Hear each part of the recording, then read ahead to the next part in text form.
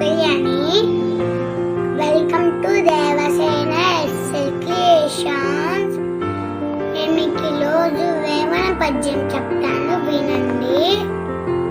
ఆత్మశుద్ధి లేని జ్ఞానమది ఏల, బాండ శుద్ధి లేని పాకమేళ, చిత్తశుద్ధి లేని శివ పూజరేలరా,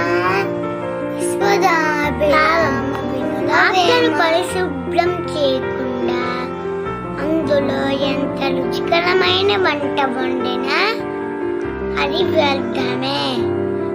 ఆత్మశుద్ధి లేకుండా ఎన్ని ఆచారాలు పాటించినా అది నిష్ప్రయోజనమే.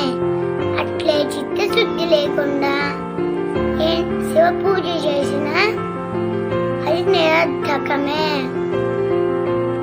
ఓకే అండి, మీకు ఈ పద్యం నచ్చిందా?